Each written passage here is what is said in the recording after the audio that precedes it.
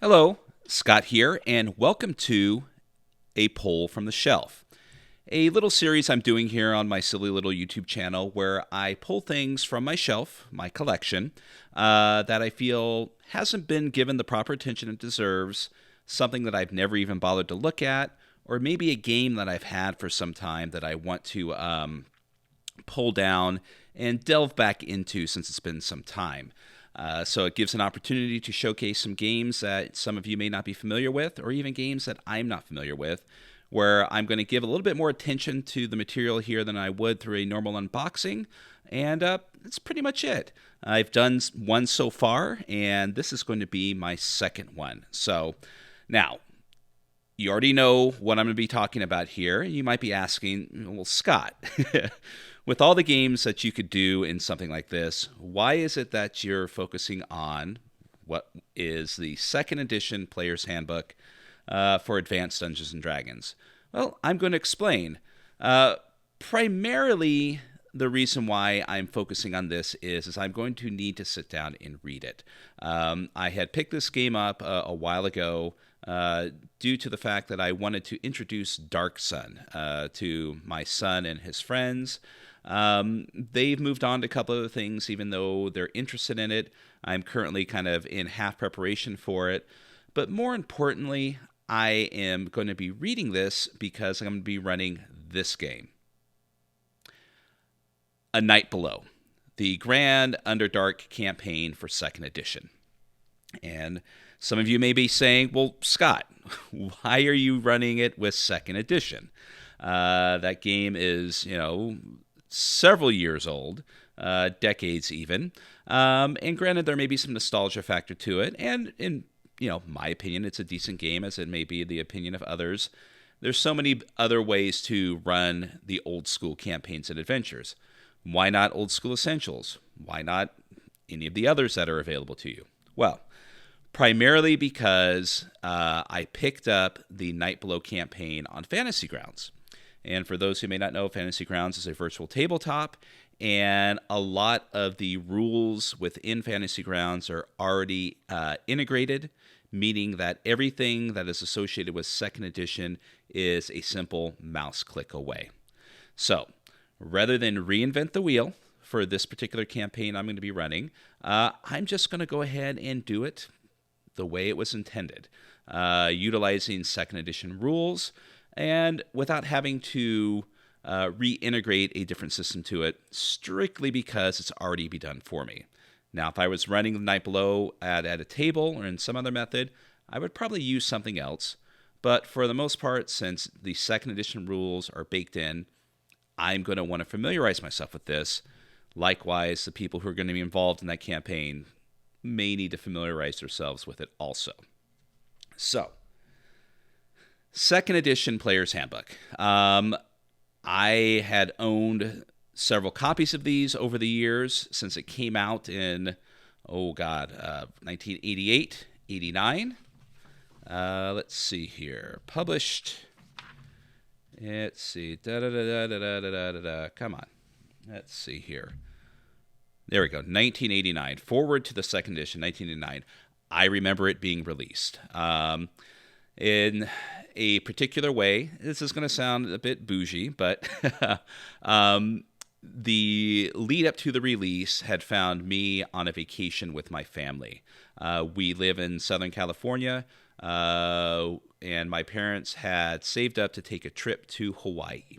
I was at Hawaii with a friend, and when the official announcement was released that it was open for retail, rather than go to the tourist attractions and the wonderful things to see, as a young pre-teenage boy, I tried to find the nearest bookstore to see if they had it, and they did. So my memories of a Hawaiian trip when I was younger is not volcanoes, not luau's, not poi, not pig roasts, not visits to waterfalls, jungles, beaches, whatever. It was diving into the 2nd edition Player's Handbook. Anyways, back to the book. So, 2nd edition obviously was the second reiteration of Advanced Dungeons and Dragons. coming off of or into the tail end of the Satanic Panic, which is reflected within not necessarily the player's handbook, I don't recall, but obviously in the renaming of the monsters and maybe some of the descriptions of the character classes and rules within.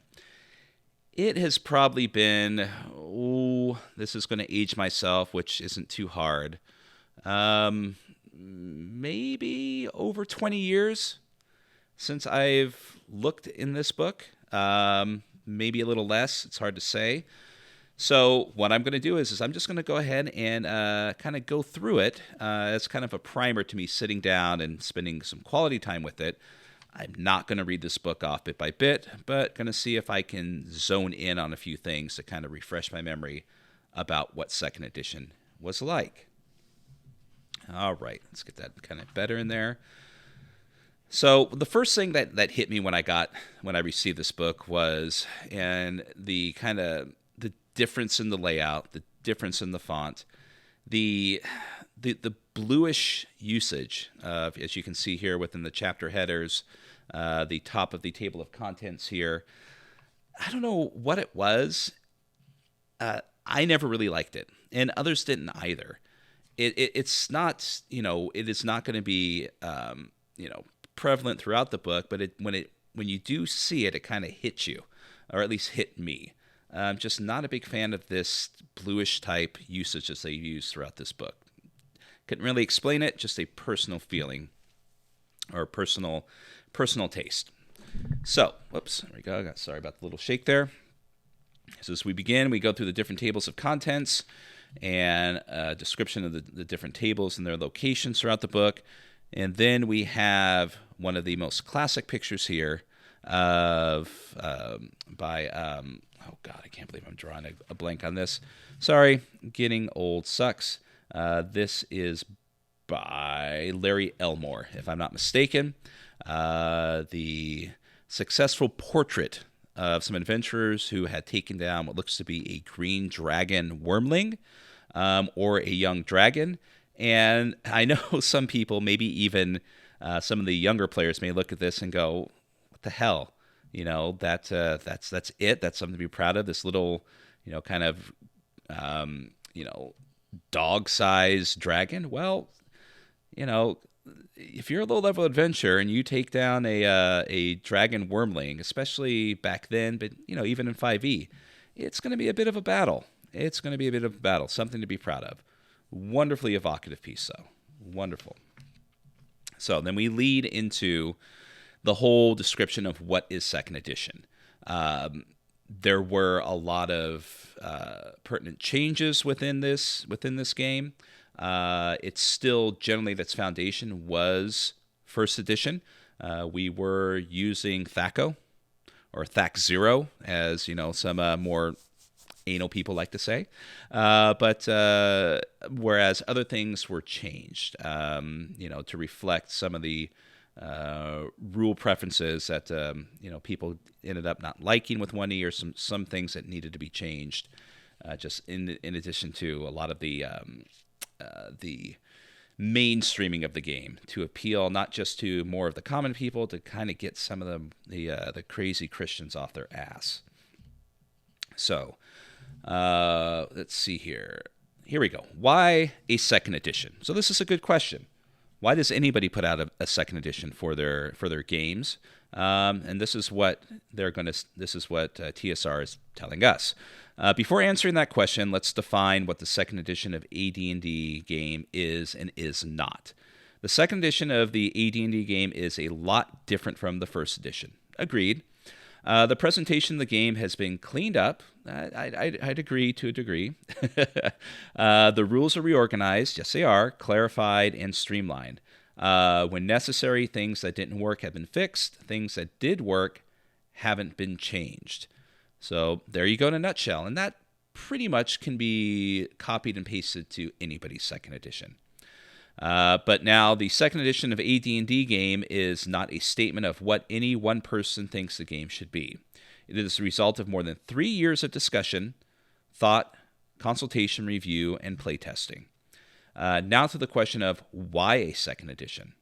The AD&D game evolved over the course of 16 years. Let's think about that for a moment. That at this moment in time, it had already the version of AD&D had been around for 16 years, and I believe D&D just celebrated its this month, I believe, or this year is going to be its 40th anniversary. No, 48th anniversary. Yeah, because So as a result of more than 3 years of discussion, thought, consultation, review, and playtesting. Now to the question of why second edition. Let's see, over 16 years. During that time, the game grew tremendously through play. Changes and improvements, and a few mistakes were made. They were published in subsequent volumes. By 1988, the game consisted of 12 hardcover rulebooks. Yeah, there's a little bit of foreshadowing there, because by the time second edition was done, it was going to be a little bit more than 12 books. Not all hardcover, but more than 12 books. It was physically and intellectually unwieldy. Once again, a little bit of foreshadowing there, but still a lot of fun, yes. Okay, the time is right to reorganize and recombine all the information into a manageable package. That package is the second edition. So there you go. I mean, obviously that question had been asked in many circles, and it had been answered many times over in a variety of ways, but even in the book, you're still going to get your edition warriors, as early as the first edition of AD&D as they evolved into second edition. I remember as we changed over from first edition to second edition that there still was a bit of conflict. Some people didn't want to change, even though, like I said, the foundation of first edition is still here. But there were some purists who still, first edition is all I need, all I want, and I have no need for a second edition.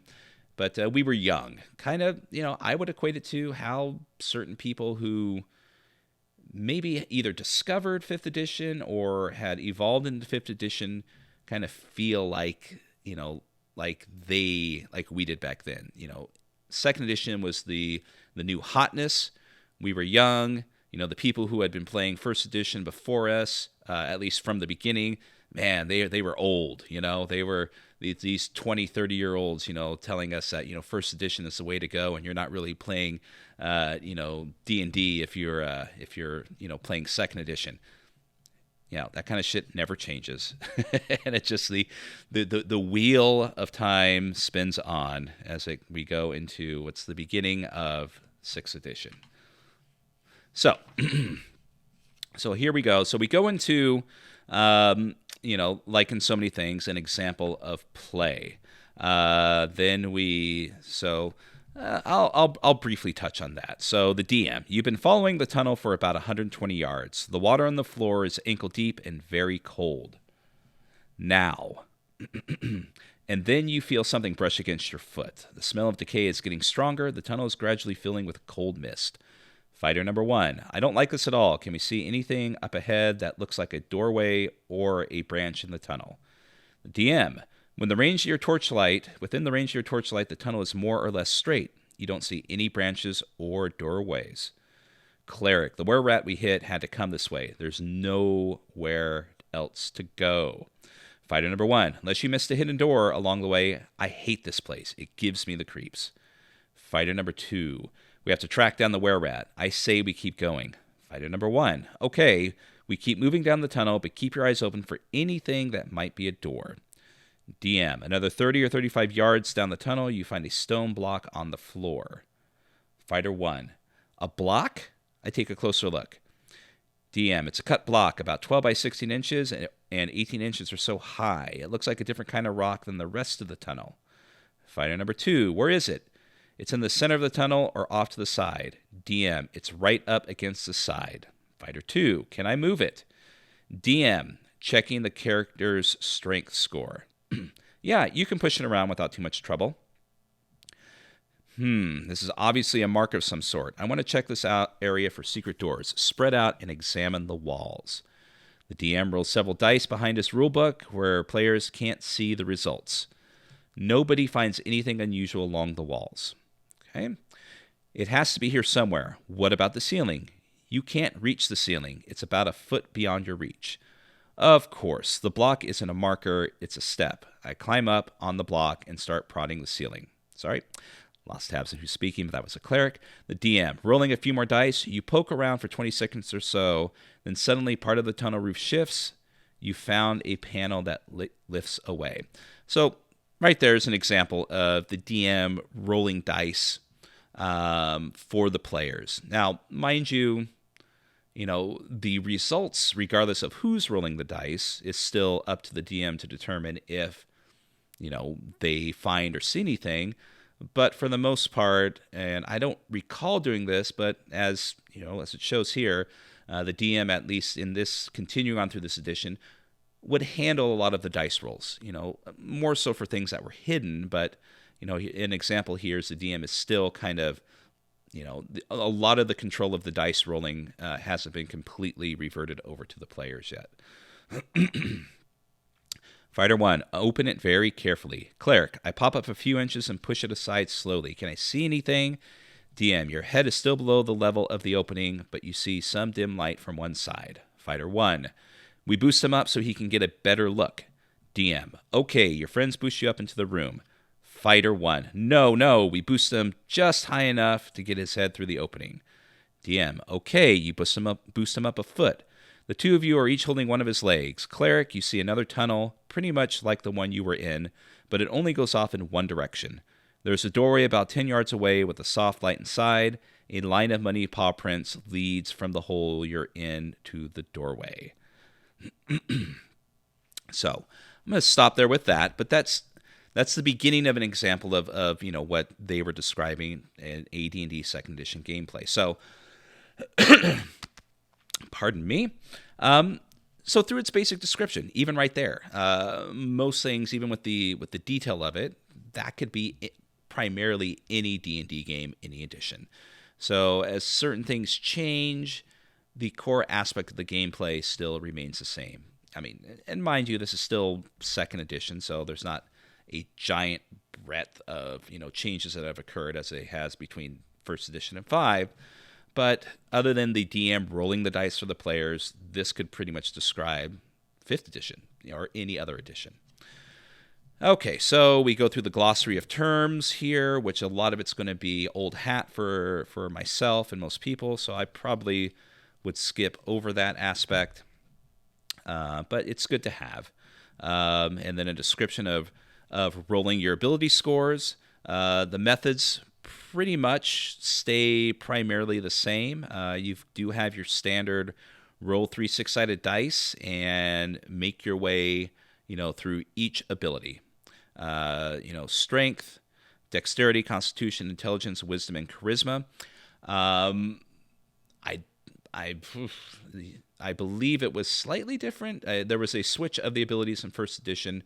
I could be wrong. Don't quote me on that. I am not a D&D scholar. But moving on, and then of course that was the way we did it in first edition, and I believe that was the way we tried it out when we first made second edition characters, but also utilizing the other methods because we wanted badass superheroes. We wanted to make sure that our abilities allowed us to create the characters that we wanted, and not let our abilities dictate the type of player that we would be assigned to based on that. Nothing wrong with that. I enjoy that. In fact, that's kind of how I create characters in Old School Essentials if I'm playing a game like that. Just, let my abilities dictate what I should be. But, c'est la vie, each to their own. A description of the ability scores themselves. Strength. Strength is dealing with, of course, the hit probability and damage adjustment. Plus or minus is to hit. Plus or minus is to damage. The weight allowance of what you can carry. Maximum press. And then we see here the breakdown of the strength tables. Second edition still utilizing the 18 and then percentile strength scores, the division of them. Depending on if you rolled an 18, you had the ability of, if you were a fighter or a particular class that allowed you to do it, you would then roll on a percentile dice to see how much stronger you are between these various 18 scores. The perfection of, I mean, in this particular instance, human strength. 1800 or 1800 being the height and perfection of human ability. One thing I believe they got rid of, though, is, and if we get to it, I'll focus on it, but it's just straight strength. Both male and female have the ability to get any one of these ability scores. There wasn't a separate ability table for female that can only go so high. So as we see, we've got weight allowance, and the weight allowance here, let's see here. Weight allowance is the weight in pounds. So now we're on pounds, not gold coins. We've got the max press and weight, and how much weight that you can press, your ability to bust through doors, and bend bars and lift gates on a percentile die. Moving on, we have dexterity. Dexterity, this one's staying relatively, the same. We've got reaction adjustments, missile attack adjustments, and defense adjustments, changing your armor class. Missile attack adjustments, if you're attacking with a missile weapon, bow and such, and reaction adjustment, in order to surprise characters. Then we have Constitution. Same situation, anywhere from 1 through 18 initially, but of course depending on a variety of things within your racial abilities, I would change that. Constitution still giving you pluses to your hit point adjustment. System shock, resurrection survival, poison save, and then regeneration. So this would be some particular things that I would need to read up on, because for the life of me, I can't remember exactly what System Shock contains within its description. Let's see here. System Shock states the percentage chance a character has to survive magical effects that reshape or age his body. Petrification. Okay. So saving throws. Polymorph, magical aging. It can also be used to see if the character retains consciousness in particular difficult situations. For example, an evil mage polymorphs his dim-witted hireling into a crow. The hireling, let's see here, the hireling, sorry, I was distracted there for a moment. For example, a mage, the hireling, whose constitution score is 13, has an 85% chance to survive the change. Assuming he survives, he must successfully roll for System Shock again when he changed back to his original form, or else he will die. Wow. That's brutal. I mean, and it's decent, but I mean, if you have a low constitution, you have a 50-50 chance of surviving these situations when they occur. Otherwise, instant death. Instant death is pervasive throughout old versions of Dungeons & Dragons and other role-playing games. Resurrection survival lists a character's percentage to be successfully resurrected or raised from death by magic. So regardless of the skill of the cleric, you still have to roll on a percentile die to see if the actual spell takes effect. And then we have a poison save, and then, of course, regeneration, which allows you to regenerate hit points.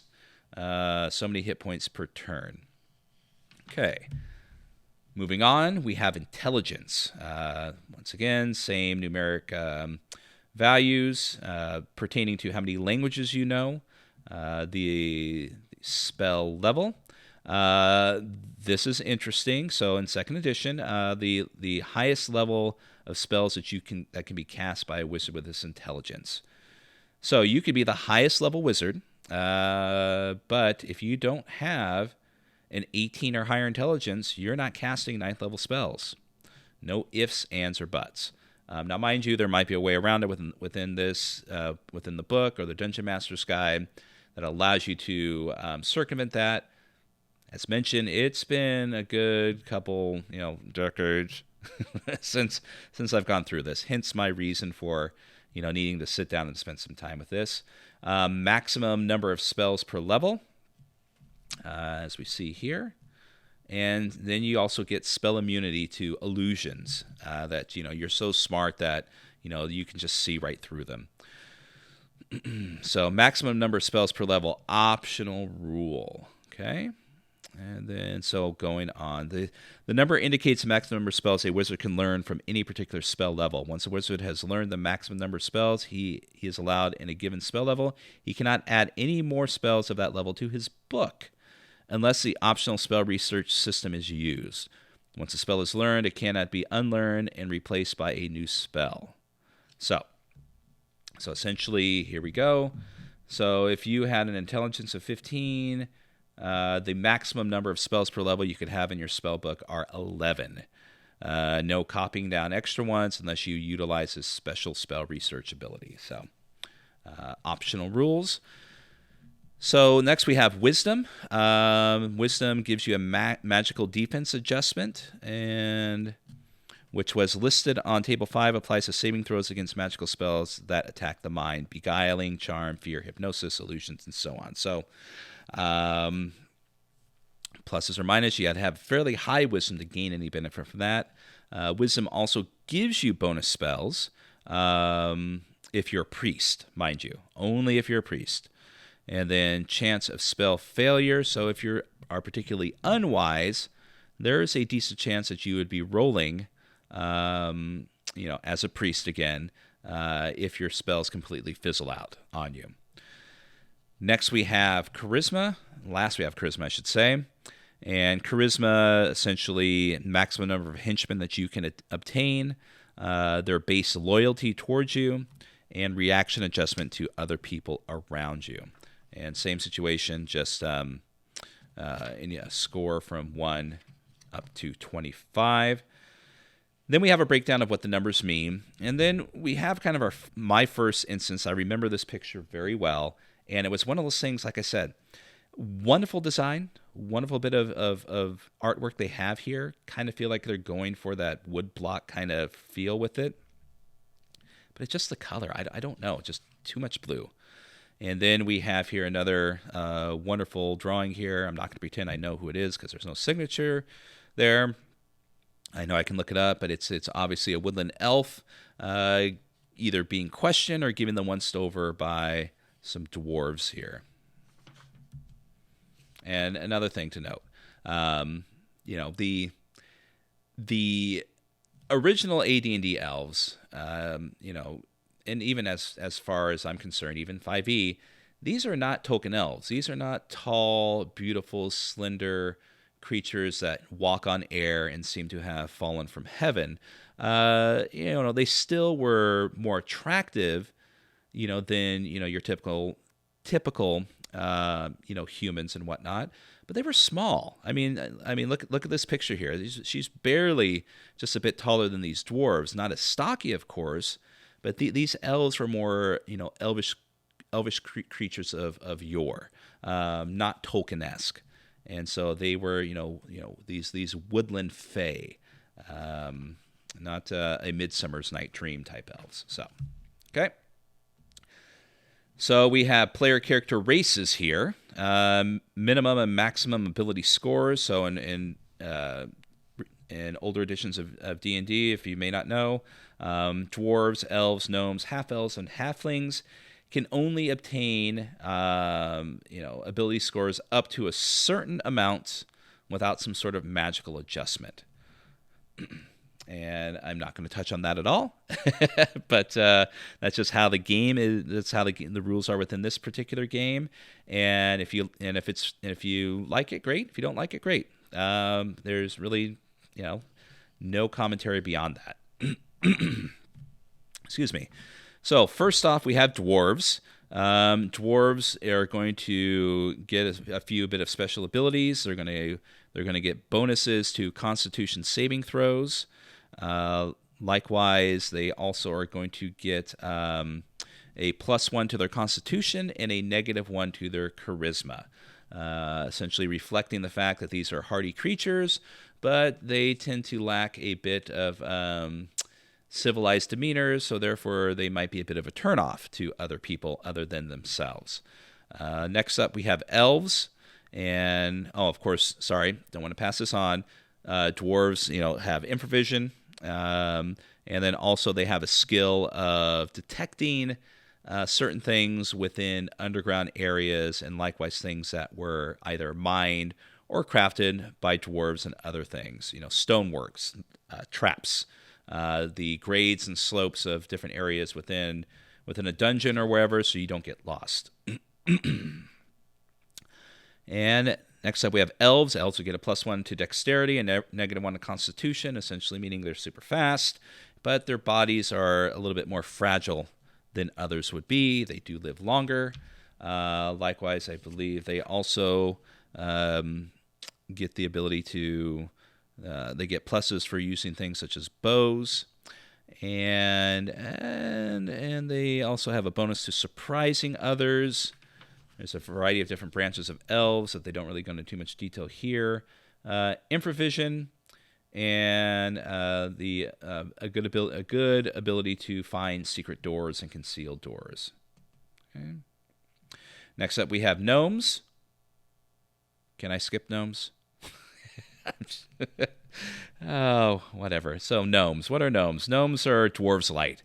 What else can I say? Yeah. So gnomes in AD&D, what do they get? They get a +1 to their intelligence and a -1 to their wisdom.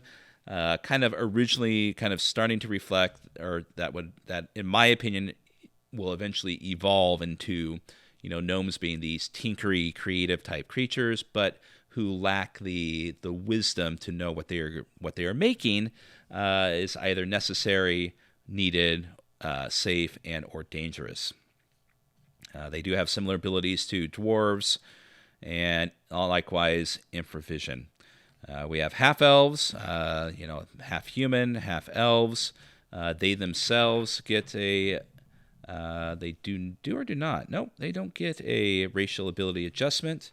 But likewise, they do not get any sort of cap in regards to their ability scores. So meaning that they can get up to at least 18 in their ability scores, whereas others may or may not. So moving on. Well, let's see here. Yeah, it looks like they do have. I may be mistaken, but according to this, essentially everyone can obtain an 18 ability score, except halflings who can't get a higher than a 17 wisdom, and likewise dwarves who can't get above a 17 dexterity. So, and moving on, then finally we have halflings. Halflings essentially have what I just referenced there: a +1 to dexterity and -1 to strength. They have a high resistance to magical spells and a similar resistance to poisons of all sorts. And they themselves, natural talents with slings and thrown weapons. And halflings gain a bonus to surprising opponents. And depending on their lineage, certain halflings even have improvision. So improvision was not universal to all the halflings. And then finally we have humans. And humans we know about. Okay, then basic characteristics, average height and weight, that you can either, this is one of those things where people can roll if they like to roll and just let the dice speak for them, or they can just decide. No big deal there. And then we have the beginning of the newish character classes. The breaking down of them into 4 categories and then having subcategories below them, meaning that we have the warrior class, and then we have underneath warriors, fighter, ranger, and paladin would be your options. Under the wizarding classes, we have mage, illusionist, and other, specializing in a particular school of wizardry. Then we have the priest classes, and your options are cleric, druid, and other. Not entirely sure what the other is. And then finally we have rogues, who would be thieves and bards. Bards being its own, able to obtain at first level here in 2nd edition. And then we also have a breakdown of the class ability minimums. Fighter, the easiest class to get into with only a 9 of strength required. Paladins still being relatively difficult with a 12 of strength, a 9 of constitution, a 13 of wisdom, and a 17 of charisma. Likewise, we have Rangers, also being somewhat difficult. 13 in Strength, 13 in Dexterity, a 14 in Constitution, and a 14 in Wisdom. Then we have a Mage, just essentially a 9 in Intelligence. Your Specialist classes, of depending on what they are, have a variety of requirements.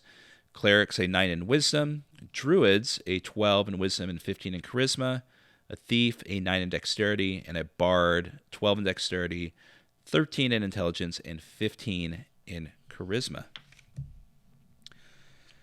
So here we are. So we've got the Warriors. Not much has changed, I want to say, with your generic Warrior. I mean, a bit, as far as your options are concerned. But one of the things to note here is, of course, for those who are just familiar with 5e, is that experience is not a base value.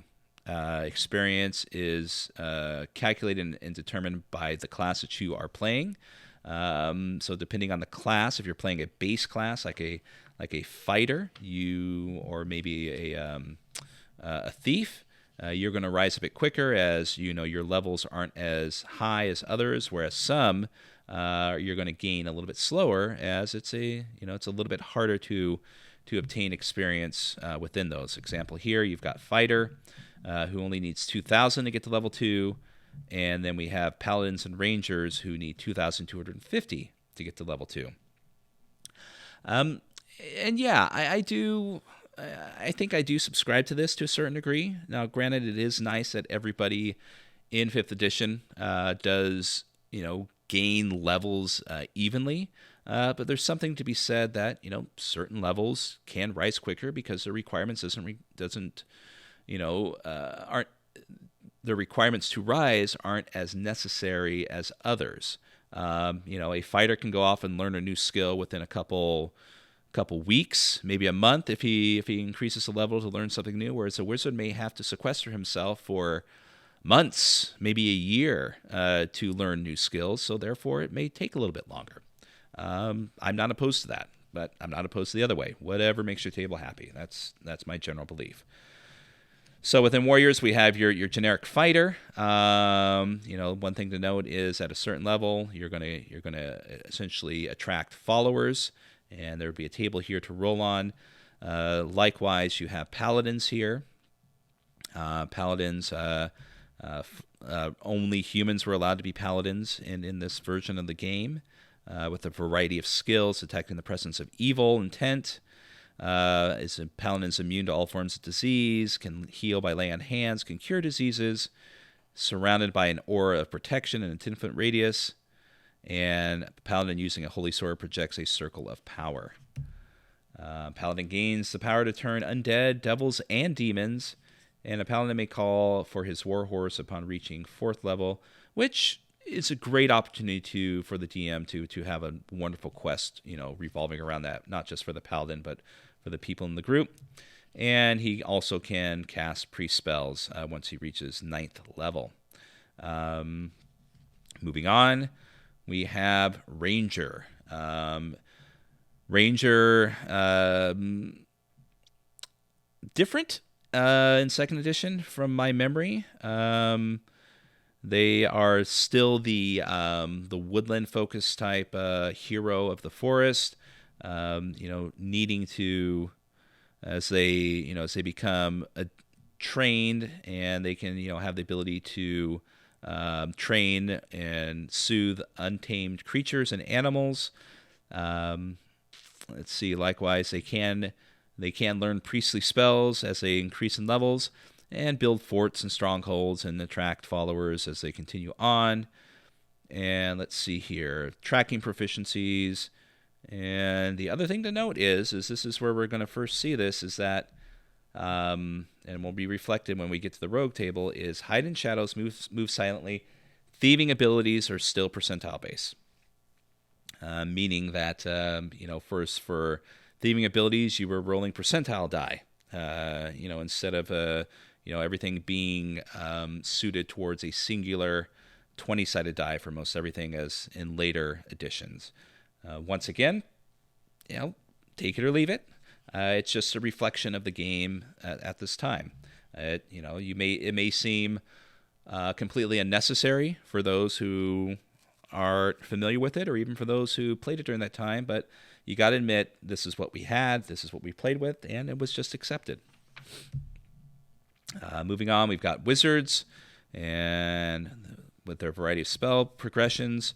Underneath wizards, we have mages, and then who was your standard mage, had access to all sorts of pretty much every spell available that they can obtain.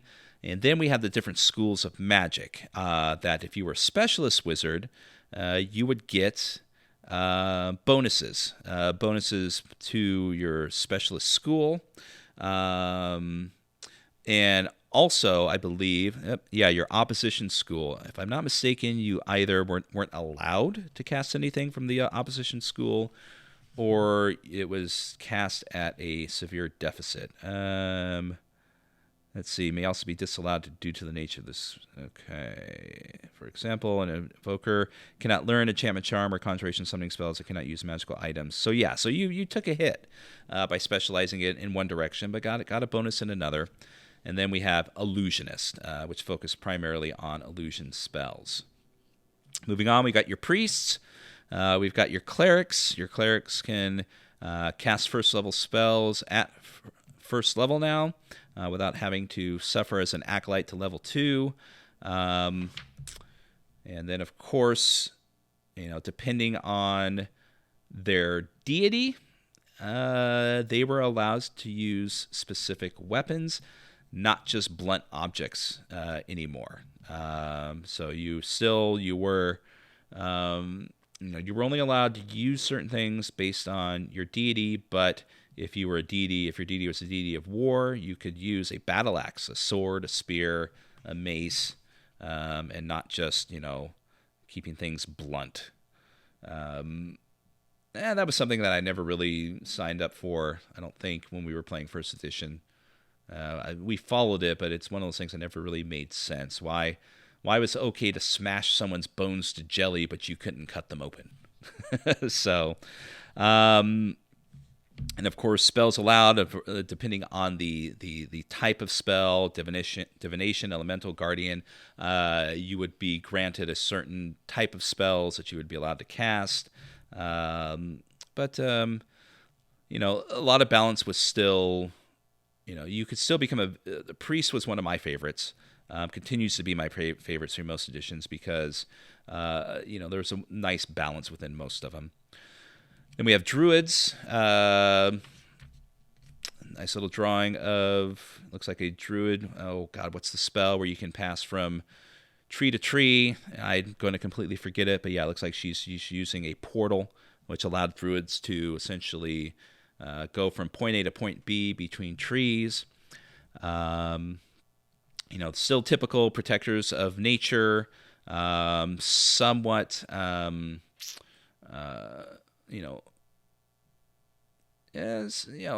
the point of almost fanaticism. Druids cannot turn undead like priests can. But druids were interesting if you were able to get into this whole druid, archdruid, and great druid aspect in order to make your way up through the levels, because there was only a certain amount of these according to the rules, and that if you attained the highest levels, Grand Druid and the Hierophant, you were in a class of your own. You were definitely, you were standing out amongst other classes where, an Archmage is wonderful and powerful, but depending on your world, they can be a dime a dozen. But a 20th level Druid is one of a kind for the most part, from my memory. A lot of this stuff is going from memory. So if any of you are screaming at me that I'm wrong, fine. I'll admit my mistakes. So carrying on, just checking the time on this for a second. Yeah, this is going to be a long one. I think as I get through it, I'm just going to kind of like flip through it, especially when we get to the spells. But so we've got thieves, we got rogues, and we got thieves. So yes, here we are. Your base scores, percentile dice. Theming scores were based on percentile dice. You started with a base amount, and depending on your racial adjustments and dexterity adjustments and armor too, if you're wearing armor, your base scores would go up. And then of course, as you went up in levels, let's see here, they would increase. Let's see here. Where is it? Where is it? Let's see here. You can skill explanations. Thieves come in all sizes. I'm trying to find out. Let's see here. When they increased, there's the backstab. Your backstab multiplier by damage.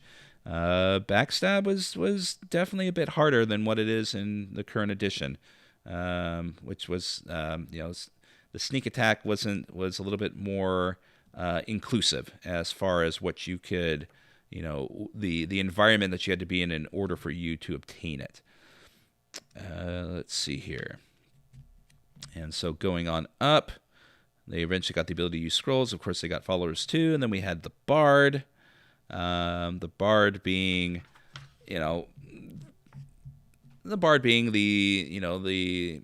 songmeister, the weaver of tales, the person going from place to place, the entertainer of the poor and the wealthy alike, and the jack of all trades. So bards still had thieving abilities obtained to them. They were okay fighters. They had the ability to inspire and rally people. They were able to cast spells as they believe, arcane wizardry spells, and so they were interesting. I don't recall playing them that much, but okay. So those were your general classes that were available to you in 2nd edition in the Player's Handbook. And then we go into details of multi-class and dual-class characters. Multi-class meaning that a lot of the different races had the ability to play 2 classes at the same time, gaining the benefits of both, but having to divide their experience between each of them.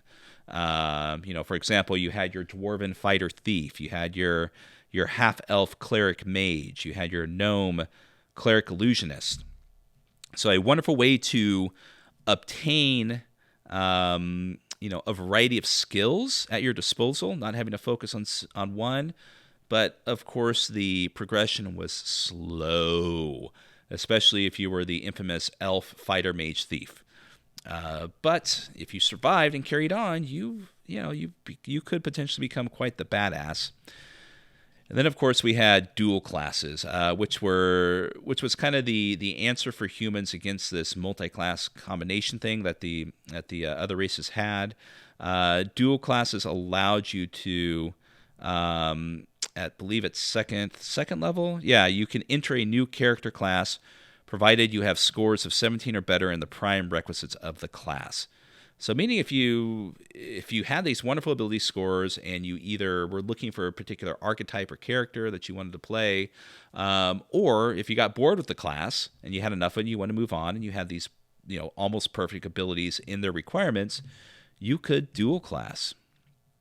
So here's an example here. So Taurus is a 4th level cleric, 3rd level fighter. He is struck by a white and loses 1 level from his cleric class. Oh, this is dealing with level training, so I won't continue with that.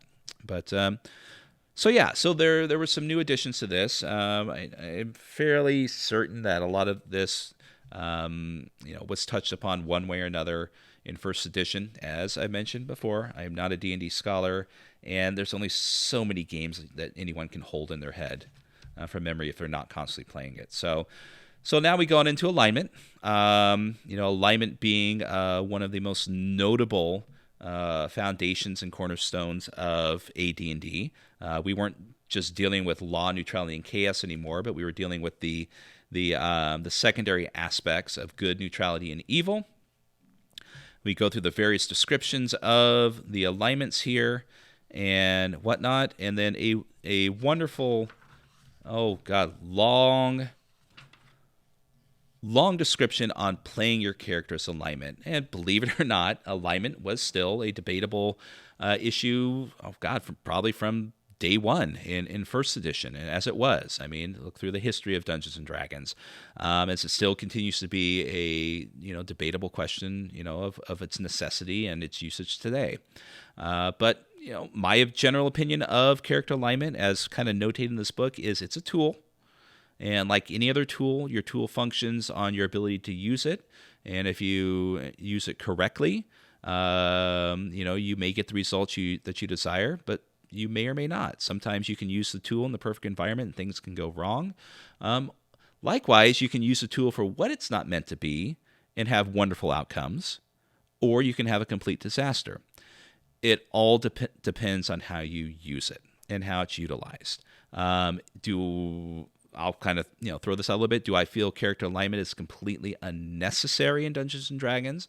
No, I don't. Like I said, I do feel that it is one of the things that defines Dungeons and Dragons is its alignment. Can it be very unwieldy and a detriment? Absolutely. But once again, it's a tool. And a tool can be unwieldy, and it can be a detriment to what you're trying to accomplish if you're not using it properly, or if you're not using it, not paying attention to how you're using it. So, but I'm not going to go into this. I believe this is something this kind of creeps up, and people will quote this from all of the D&D books, the thing on alignment here. So, if you're playing Dungeons and Dragons, I highly recommend, if you're new to it, I don't care what edition it is, definitely read that edition's description on how you should be playing your character's alignment. It's very helpful, and you'll find that it's not as rigid as you think it is. The creators don't really expect these definitions here to be set in stone, but they are guidelines. Like so many things are. But a lot of people feel like that they're set in stone, either because of experiences that they've had in the past, or it's just a preconceived notion. Believe it or not, a lot of complaints about Dungeons and Dragons come from people who have these preconceived notions of things that they've heard from other people, but never really experienced themselves. Go figure. So,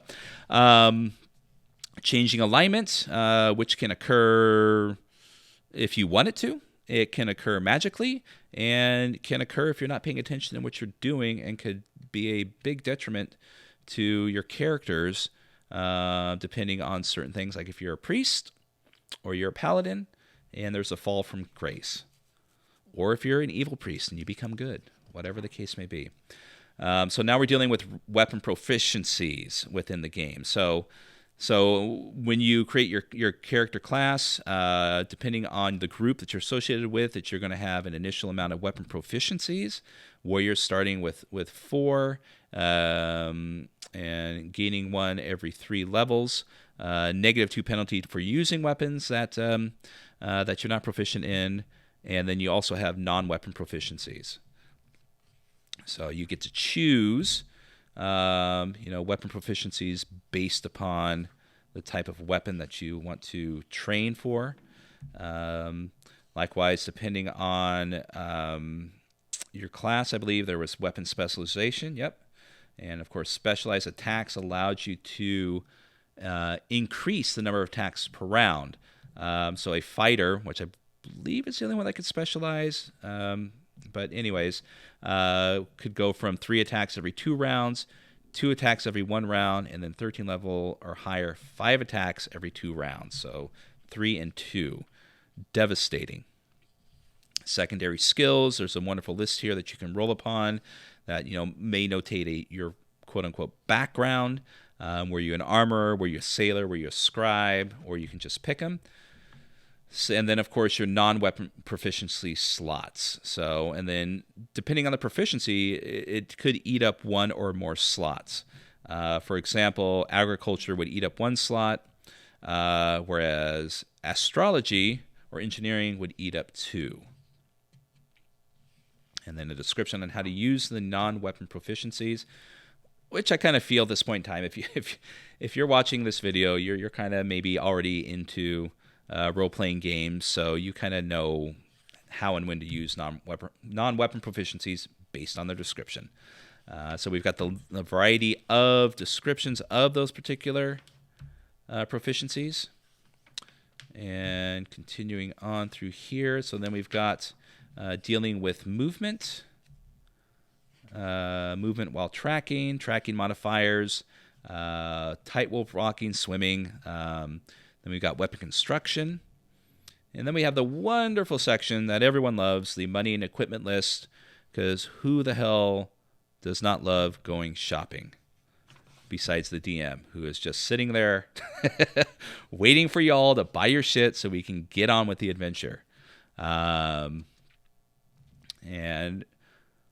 once again, a large variety. I couldn't tell you if some of these things still exist in newer editions. A lot of the more, kind of more eclectic ones here, and I think they kind of did their best to mix them up a bit. Because why would you want to, a military fork as opposed to a halberd if they didn't do much different as far as damage or maybe some other thing like take into effect a speed factor, which nobody ever used, but it is part of the game.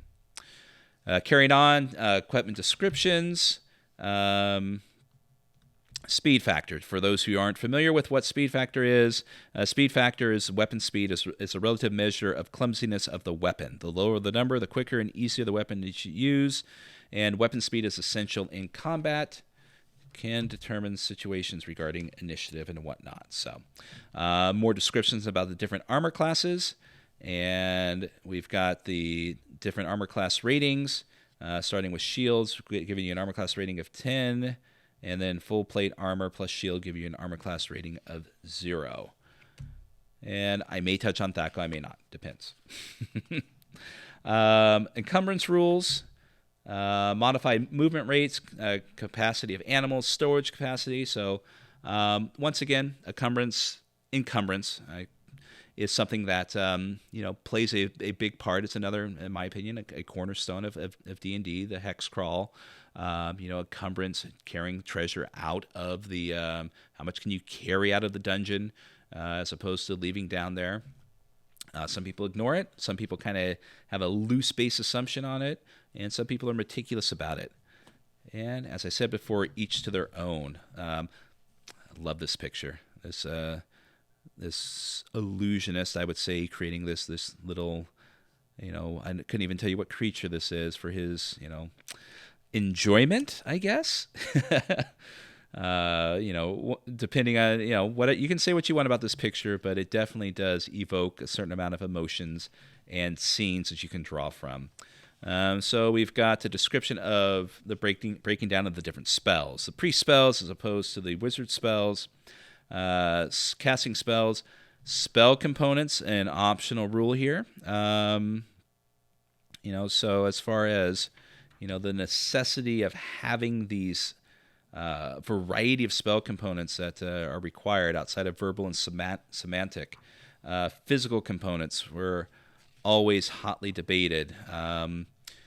Attention to details. Some people feel that they just drag it down. Other people absolutely love it. Going on here. So we are now getting into combat. So here we are. The infamous Thaco. Not going through the definitions here. We've got the attack roll. As it states, at the heart of the combat system is the attack roll. This is the die roll that determines whether an attack succeeds or fails. As we know, attack rolls are used for attacks with swords, bows, and rocks. Blah, blah, blah. Attack rolls are also used to resolve a variety of potentially injury-causing actions that require accuracy. Yep. Okay, nice little breakdown of that. So here we go. Figuring the to-hit number in AD&D 2nd edition. The first step in making an attack roll is to find the number needed to hit your target. Subtract the armor class of the target from the attacker's Thaco, or Thac 0. Remember that if the armor class is a negative number, you add it to the attacker's Thaco. Okay, so right then and there, some people may be going, what? And other people go, yeah, that's how it was. And other people who are mathematically inclined are following along with no problem. And even if you're not mathematically inclined, this is not, rocket science. You're subtracting. So Remember that if the armor class is a negative number, you add it to the character's THAC0. The character has to roll the resulting number or higher on a 1d20 to hit the target. So here's your example of THAC0 according to AD&D 2nd edition rules. Wraith has reached 7th level as a fighter. His THAC0 is 14, which is found on table 53. So every time that you go up a specific level, or however many, your THAC0 is going to change. It's going to go up. Well, page 53. So let's take a quick look at 53. And here we are, 53. Okay, it says 53, right? Oh, table 53. My bad. Table 53 is probably on the next page. Yes. Okay, so yes, the higher in levels you go, your THAC0 goes down. Got it. Okay, so back. His THAC0 is 14, meaning he needs to roll a 14 or better to hit a character or creature of armor class 0. Armor class 0 being the base that everything is judged from when you're hitting, hence the name, to hit armor class 0. In combat, Wraith attacks an orc wearing chainmail armor, which has an armor class of 6. He needs to roll an 8, meaning in order to hit armor class 0, he has to roll a 14. But with the armor class of 6 from the orc, you subtract 6 from 14, and then that means he needs to get an 8 or higher on a d20 to hit this orc and damage him. And that's pretty much it. I mean, knowing the armor class of a creature, you'd be provided that number, and knowing your THAC0, and you subtract it, unless their armor class is in the negatives, which you add that negative number to it, and that's what you need. So for example, if he had an armor class of -2, Wraith would now need to roll a number of 16 or higher to hit it. It's not difficult. It's not a lot of mental gymnastics. Is it intuitive? Is driving a car intuitive when you first sit behind the wheel? No. But as you progress through and, over the years, it becomes intuitive. Is riding a bike intuitive? No, but it's like riding a bicycle. It becomes intuitive.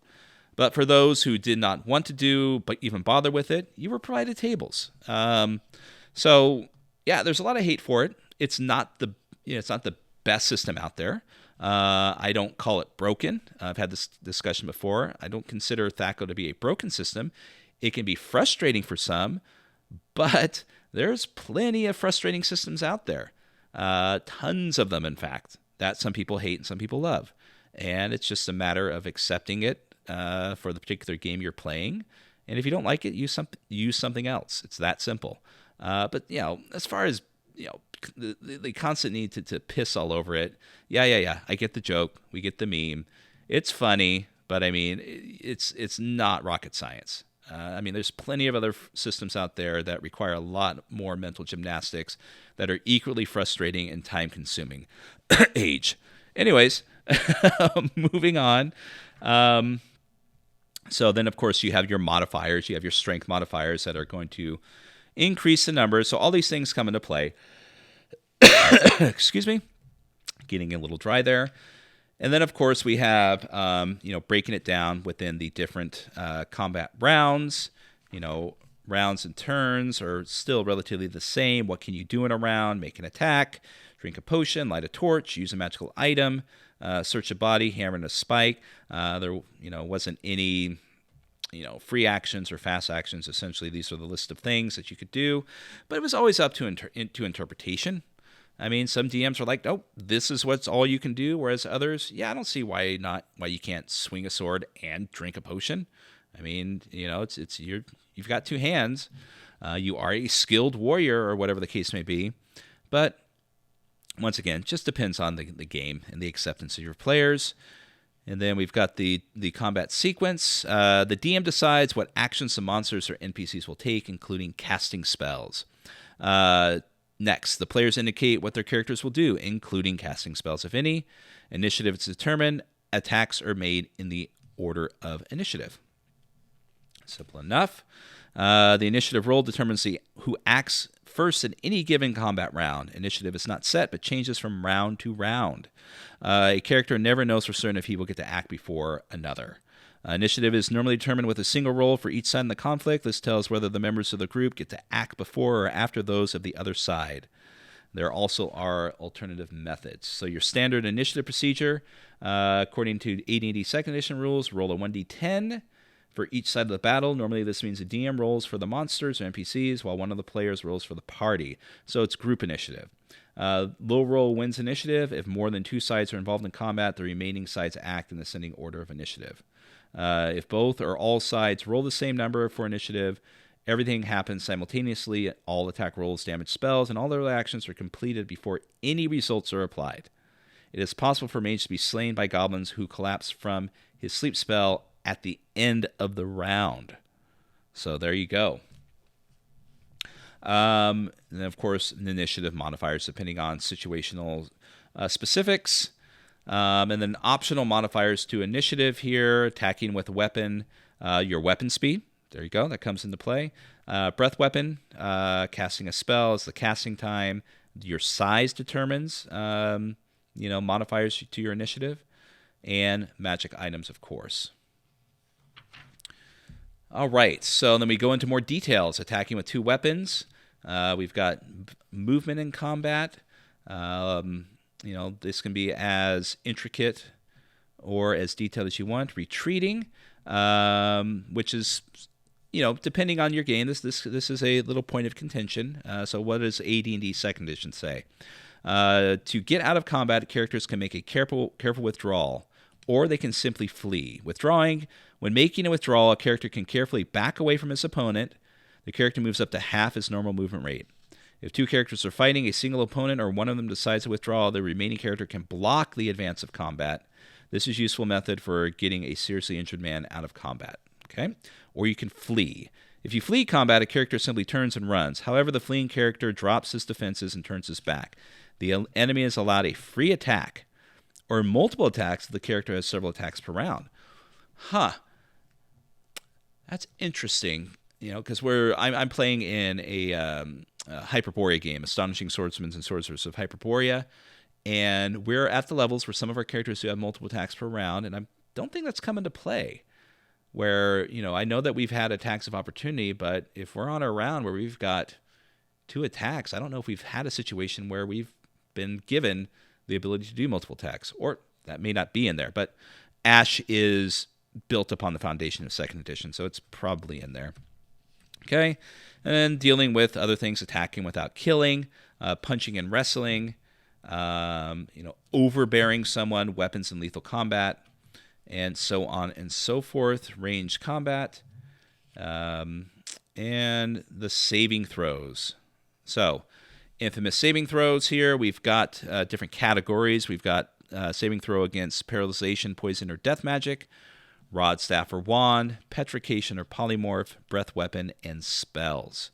So essentially these are all determined by your modifiers and rolled with a d20. And depending on it, you would either, the spell would have no effect, or you would take some sort of lower effect or having the damage depending on what it is. And then dealing with magic resistance. Certain things within the game would have either partial or complete magical resistance, meaning that nothing magic would have any effect on them. And going on, we're dealing with wounds, how to heal within the game. Taking your wounds, falling, paralysis, poison, and healing. So natural healing. So here, AD&D second edition deals with healing as so. Characters heal naturally at a rate of 1 hit point per day of rest. Rest is determined as a low activity, nothing more strenuous than riding a horse or traveling from place to place. If a character has complete bed rest, he can regain 3 hit points per day. For each complete week of bed rest, a character can add any constitution hit points he might have to the base of 21 points. In both cases, a character is assumed to have adequate food and water, so on and so forth. So, There was no short rest. There sure as hell was no long rest. Essentially pressing the heal button to regain everything. When you were damaged, you had to be careful. Okay, continuing on. And then we start getting into description of treasure types, magical items, dividing and storing your treasure, and then dealing with encounters. It's a nice picture of, I believe, it's a drow. Well, maybe not, because those are leaves up there. Wood elves. Wood elves would have kind of a more now woodish, I guess, tone, maybe, but that could easily be without the leaves. That could also be, a drowish image there. But whatever the case may be, it's once again wonderfully evocative image. Some sort of feline animal there. Obviously a leader with a guard and some sort of assistant, and whatnot there with them. So we've got the surprise roll, dealing within the game, the effects of surprise. Nice little bar scene there. Dealing with followers, hirelings, and henchmen. Henchmen or hirelings were definitely necessary at low levels with older versions of D&D. Dealing with the obligations of that. Now we get into more specifics, visions and light. And a lot of these things, even though that's nice to have them in the player's handbook, some of these things can also, would be more of the responsibility of the dungeon master to provide. Things such as cross-country movement, the aspects of swimming and climbing, but it's nice to have these rules at your disposal in the player's handbook to know what you're having to deal with. Moving on, and then we're starting to get into the appendixes. So where are we at here? We are at just about, where's the time here? Just over an hour, so we'll wrap this up. If anyone has made their way through this whole thing, I applaud you. And if you do, leave a message just so I know, because I obviously have no problem sitting here going through books and babbling on, and even if someone gets through half of it, I consider it a victory. So we've got our spells here. So one of the first things that I did when dealing with anything that's fantasy related in spells is, I don't know about you, but I want to look at what are the highest level spells. What are these things that I am attaining towards and trying to gain in my career as a wizard or mage or whatever the case may be. So 2nd edition, 9th level spells would be the Astral Spell, Big Beast Crushing Hand, Crystal Brittle, don't remember what that is, Energy Drain, Foresight, Gate, Imprisonment, yes, Meteor Swarm, Monster Summoning 7, Mordenkainen's Disjunction, Power Word Kill, Prismatic Sphere, Shape Change, Succor, Temporal Stasis, Time Warp, Weird, and Wish. I remember quite a few of those. Some of those I'd have to look up. And then as far as your clerical spells or your priestly spells, Animate Rock, Astral Spell, Change Staff, Chariot of Sistare, whatever. Confusion. Oh, I cast it on myself. Conjure Earth Elemental, Control Weather, Creeping Doom, Earthquake, Extraction, Firestorm Gate, Holy Word, Regenerate, Reincarnate, Restoration, Resurrection, Succor, Sunray, Symbol, Transmute Metal to Wood, and Windwalk. Fantastic. Once again, I remember some of those. Some of those I'd have to look up. And these are not only sorted by level of spells, these are sorted by alphabetical order within the levels themselves, which is nice. I prefer it this way. I don't prefer just your spell book in an adventure, starting from A through Z, and it makes it easier having it sorted by levels if you're doing levels, and then by alphabetical order, in my opinion. So, going through the different spells, I'm just going to go ahead and go right to, before we wrap it up here, go to 9th level and just pick one of the ones I'm not familiar with and see what it does. So Crystal Brittle. It's a literation spell. The range is touch. There's verbal and semantic components to it. Its duration is permanent. Casting time is 9. The area of effect is 2 cubic feet per level. And your saving throw is special. So, what does Crystal Brittle do?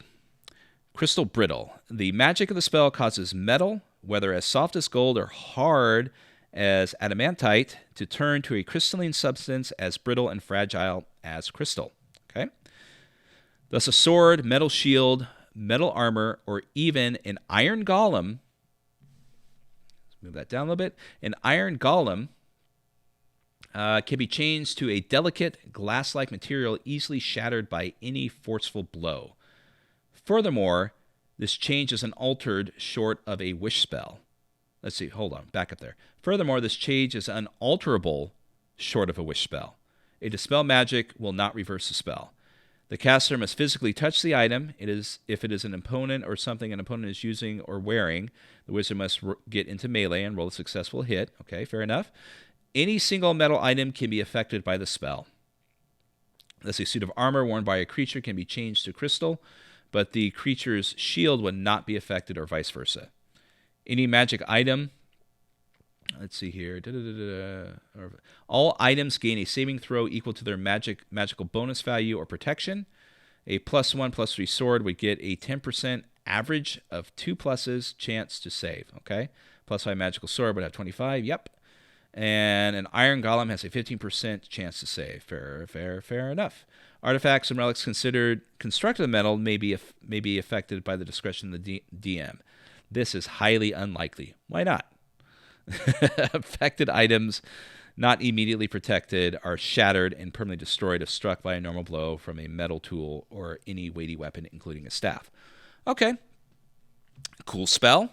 That could be a huge game changer depending on the situation.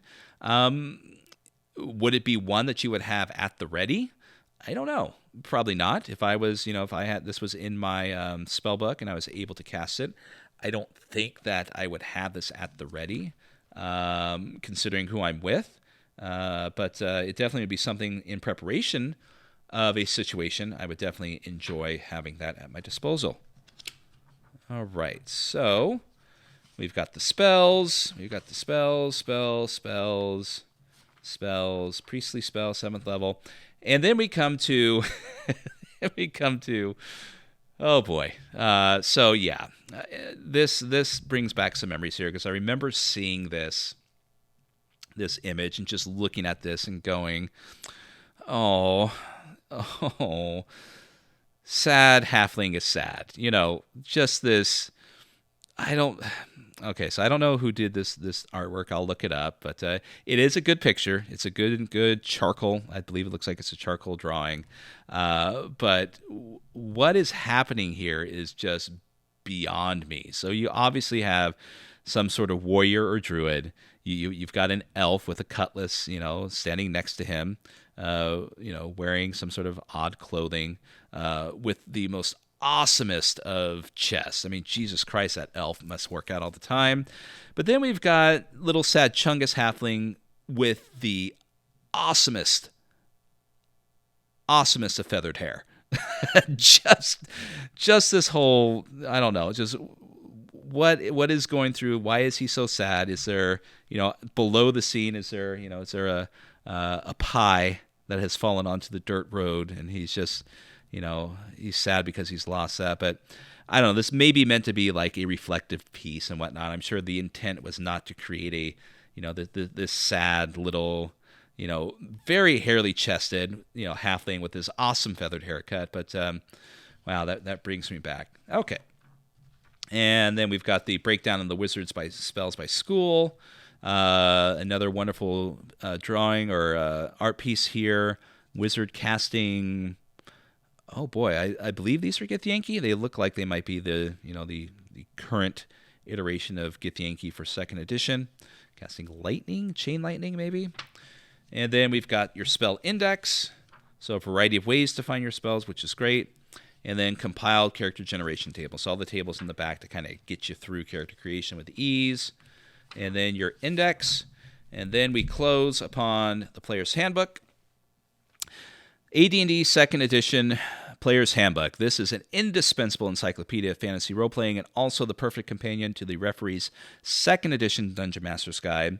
Everything players need is here. How to determine a character's strength, wisdom, charisma, and other abilities, the differences among the various fantasy races from elves and halflings to dwarves, gnomes, and others, complete rules for character improvement, the most advantageous mapping and combat procedures, and much more, all in this easy-to-use revised version of a classic role-playing rulebook, with the 2nd edition, the best-selling role-playing game in history, gets even better. By TSR, $20, US, 1989. Excuse me. Take a little drink here. Sorry about that. So, that is the AD&D 2nd Edition Player's Handbook. Even just going through it, a lot of the stuff is going to come rushing back to me. Already having experience playing in the Ash game, all of these rules are going to be repetitive. And just at first glance, it seems to be an easy read. Not overly dense, not crammed with a lot of descriptions. Older rules aside, even if you're new to it, seems like something that most anyone should be able to pick up with relative ease and go through. So there we go. So I'll probably spend, a good, maybe a couple hours with this to kind of familiarize myself as I continue to prepare for the Night Below campaign on Fantasy Grounds. But as mentioned, not as necessary because everything's baked in. Click your button and boom, you have your results. But interesting. The rules seem a lot more complicated than what they kind of perceived to be back in the day. I just remember, I'm not the best reader on the planet, but I do remember it took me a while to get through all of this. But like with most games, once you start playing, you start to absorb it better through osmosis and then just trying to force it through reading. At least it's me. But I'm looking forward to it. Thaco be damned. Don't worry about Thaco, Keith. You're clicking a button. You don't need to do any math. And so looking forward to playing the Night Below, having a true AD&D 2nd edition experience, and I'm sure coming to the same conclusion that, yes, it's not perfect.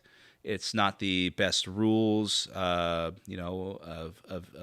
any role-playing game, but it's far better than most, even for, what it had for the time. Now, the history of 2nd edition is a different story. Like with any iteration of D&D, aside from the essential presentation in the core book, what happens after that determines, a lot of the perception of the rules. But at its core, and this is true of most versions, at its core, it is a functional book that's going to allow you to scratch that Dungeons and Dragons itch without it feeling like it's a without losing that sense of that you are actually playing Dungeons and Dragons, not some other fantasy game. So we are at, oh boy, what are we at here? We are at an hour and 23 minutes.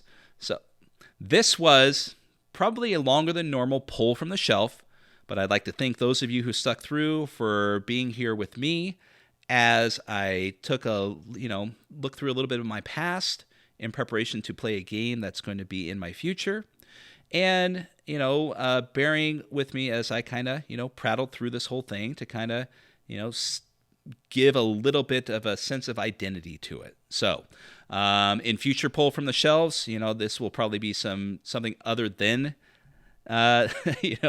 versions of Dungeons and Dragons. There'll be more eclectic things going on, and they may vary in time. But this gives me an opportunity to, kind of force myself to kind of give some extra attention other than flipping through a book to essentially see if this is something that I want to look at further, or you for the most part, for anyone who has sat through an hour and a half of me babbling.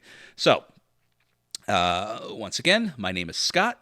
This has been a pull from the shelf, and my pull this time was Advanced Dungeons and Dragons 2nd Edition Player's Handbook. Thank you once again, and have a wonderful, wonderful day.